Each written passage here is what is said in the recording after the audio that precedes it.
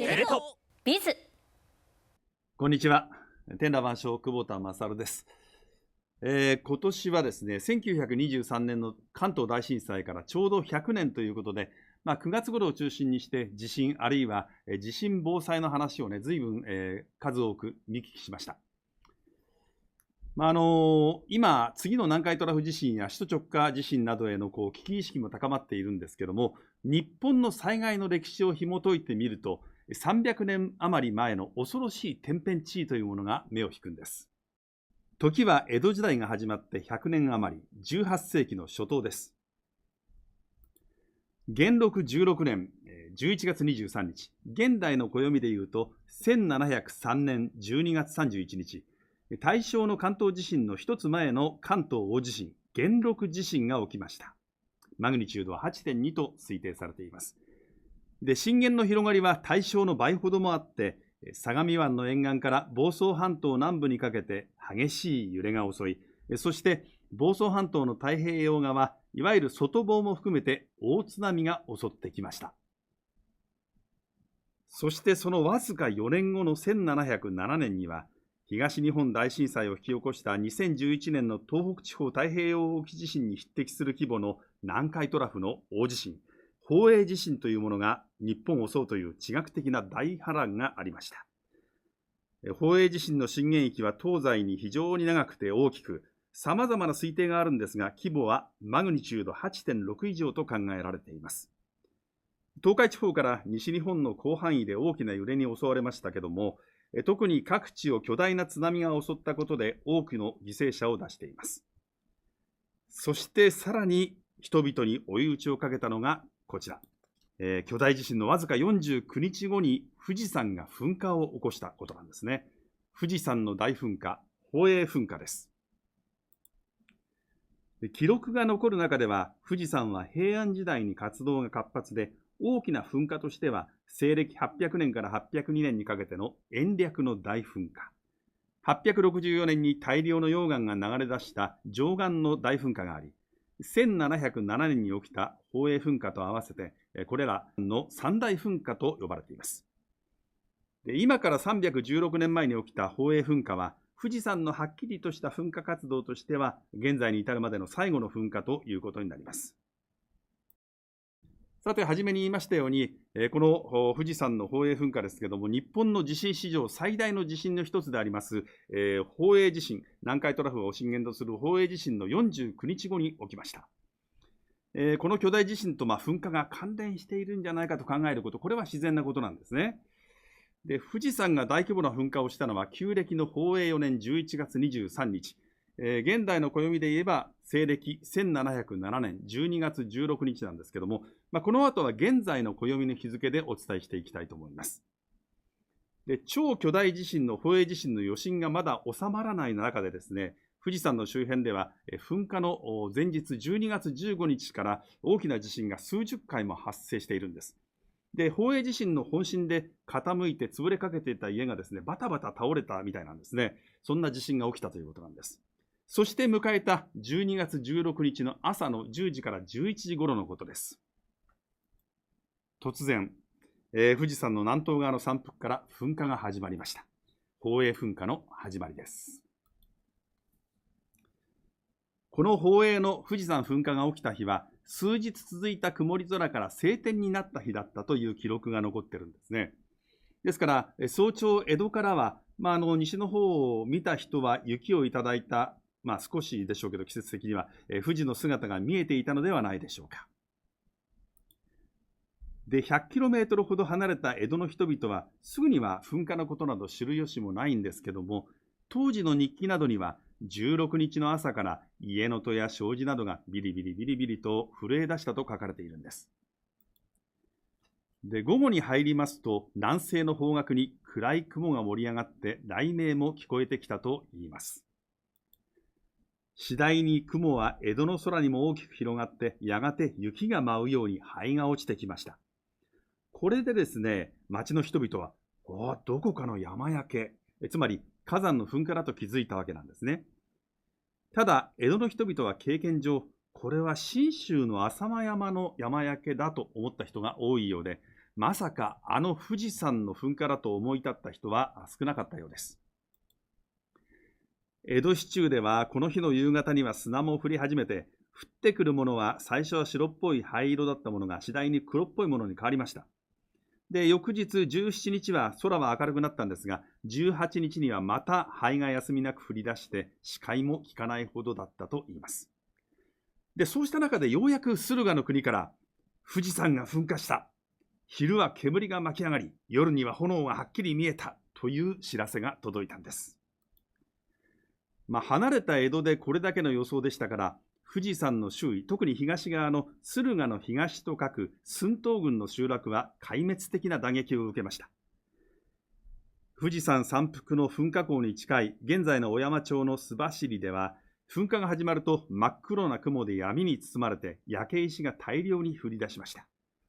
その焼け石で家は燃え上がって直撃で亡くなる村人も大勢いたというんです。で、須走では降り積もった砂が3メートルにもなりました。駿東郡では家や田畑が砂に埋もれて生活ができなくなり、噴火が収まってからも、農村は危機に見舞われました。さて、突如始まった富士山の山腹噴火なんですけども、現在の沼津市にあって、当時東海道の宿場町だった原という場所があるんですね。代々、ここで役場の記録係にあたります書き役を務めていた方が記録しました富士山宝永噴火の絵が3枚残っているんです。その絵を静岡県立中央図書館歴史文化情報センターからお借りできました。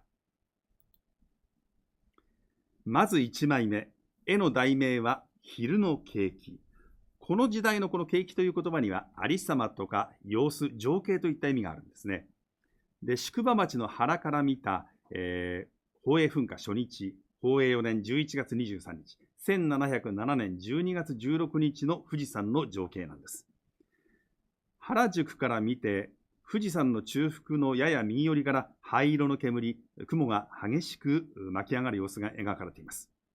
で、富士山の右手前に山がありますが、これは足高山です。で、筆文字の記述書き込まれていますけども、内容はですね、宝永4年11月23日の馬の上刻。馬の上刻は午前11時頃です。馬の上刻に地震があり、富士山が雷のようになってこの絵のように焼け出た。12月8日まで16日間にわたって焼けたと書いてあります。この絵は写真のない時代に宝永噴火の初期を捉えたとても貴重な資料というわけです。続いて夜の景気、つまり噴火の夜の様子です。空の背景が白く描かれてありますが、これ暗い夜空が背景だと思ってみてください。吹き出す赤い火炎が立ち上る様子が描かれています。で、火炎の根元の右側には火山弾や噴石が赤く飛び散る様子が見て取れます。さらに炎の柱の両脇のギザギザした線、これは大規模な火山噴火の際に見られる雷、火山台だと考えられます。で、記述にはですね、焼け始めた11月23日から12月8日の夜まで毎夜このように見えた。ただし、23日の焼け始めの夜は特に火柱が大きく、家の戸板やはめ板などが音を立てて振動した。翌日の七つ時、夜明けの少し前ですが、七つ時には焼け灰が、ただ一度だけ降ったと書いてあります。沼津川にも火山灰が降ったということが記録されているわけですね。で、こうした日々が続いた後、最後の1枚はこちらです。焼け収まりの景気。噴火が収まった時の様子ということですね。富士山の中腹にはまだ少しもやもやっとした噴気のようなものも見えているんですが、噴火が収まった様子は見て取れます。またそのあたりの輪郭を見ると噴火口らしき穴も見えます。注目していただきたいのは穴のすぐ右側の小さな出っ張り、小山です。これは明らかに現在富士山の中腹に見える宝永山です。記述には16日間焼けて12月9日の朝の7つ時頃、午前4時頃になりますが、大きく一つなったと。で、9日は山が晴れ渡り、宝永山がこのようにできていたとあるんですね。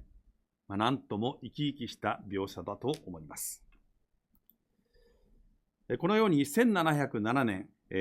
宝永4年の富士山噴火は宝永地震に続く、劇的なものだったわけなんですが、9世紀の貞観大噴火はですね、山麓の北側に大量の溶岩が流れ出しました。ただ、宝永噴火では溶岩の流出は確認されていないんです。ただ、火山灰の噴出が猛烈だったんですね。随分様相の違う大噴火だったというわけなんです。で、この宝永噴火による大量の火山灰の噴火がですね、どのように飛んで、どちらの方にどのように積もったかを、様子をまとめた地図があります。日本の上空高くは基本西風ですが、季節が初冬ということもあって、より西寄りの風が強く吹いていたんだと思います。吹き上がった火山灰や砂は東に流され、広い範囲に降っています。で、富士山、東山麓の須走で3メートルのほか、寸東郡では 1.5 メートル程度降り積もっています。横浜あたりで15センチぐらい、川崎で10センチ、当時の江戸の中心地でも数センチ、火山灰や砂などが積もっています。で、江戸にも積もった灰や砂は雪とは違って溶けませんから、その後何年もの間、乾いて風が吹くたびに屋根などから舞い上がって、風が流行ってみんな咳をして難儀したというんです。こちらご覧ください。小倉百人一首に蝉丸が読んだ、これやこの行くも帰るも別れては知るも知らぬも大阪の関という、これ有名な和歌なんですけども、火山灰を吸い込んでは難儀した江戸の庶民はこの蝉丸の和歌をもじって、これやこの行くも帰るも風邪ひきて、知るも知らぬも大方は関という教歌を作っています。ちょっと簡約的なんですけども、江戸人のシャレのセンスを感じます。さて、ちょっとこちらをご覧ください。こんなものを持ってきたんです。はい。これですね、瓶の中に入っているんですけども、黒っぽい粉のようなもの。実はこれこそ江戸に降った富士山宝永噴火の火山灰というか砂なんですね。これ、家から持ってきました。と言いますのはですね、実は2002年の9月に東京の本郷の東京大学の構内で、旧加賀藩の屋敷跡の発掘調査が行われたんですね。その時そこに行っていた、大学のですね、私の大学の地学の先輩から連絡がありまして、ちょっと面白いものが出てきたから来いよというふうに言われたんです。で、早速行ってみますと、掘り下げてむき出しになりましたその江戸時代の地層の上にですね、1、2センチぐらいこう黒い砂がこうバーッと積もっている様子が分かったんです。で、先輩はこれが富士山の宝永噴火の時江戸に降ったスコリアなんだよっていうんですね。で、このスコリアといいますのは火山の噴出物で、ガスが抜けた穴がちょっと小さい穴がたくさん開いている、軽石状のもののうち色が暗いもの、黒っぽいもののことを指します。こちら瓶から出したところ撮影してみました。粒子は細かくてとてもサラサラしています。ルーペで拡大しています。ところどころに土色の粒子もありますけども、99% 以上は暗い色のスコリアです。さあ、物差しを当ててみました。こうして見るとほとんどの粒子は1ミリ以下の大きさであることがよくわかると思います。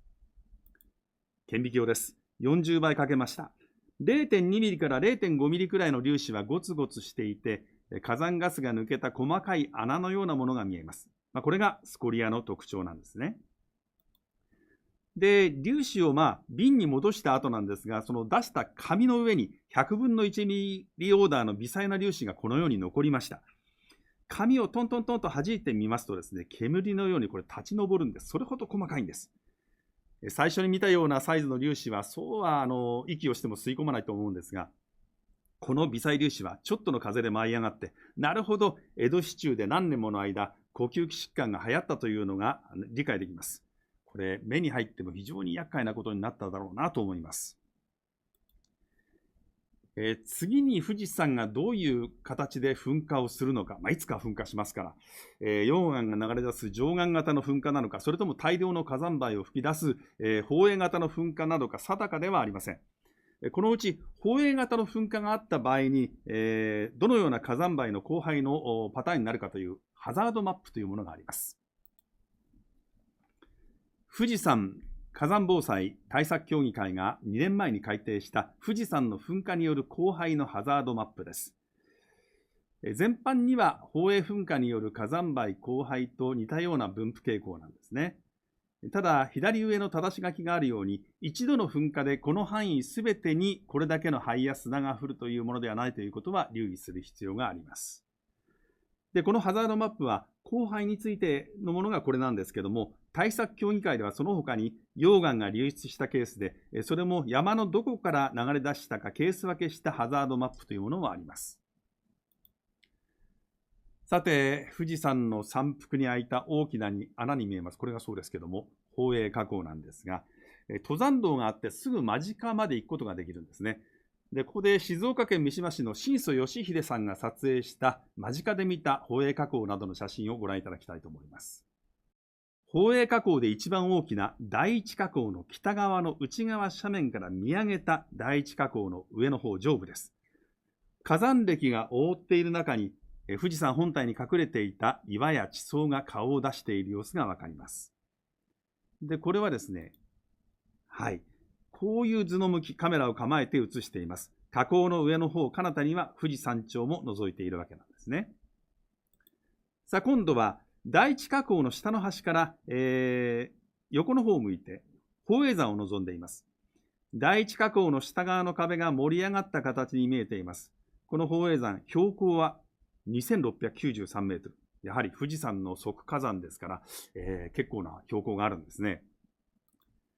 そして今度は第一火口の上の端、標高3150メートルに上がって、今度は逆に見下ろしている写真です。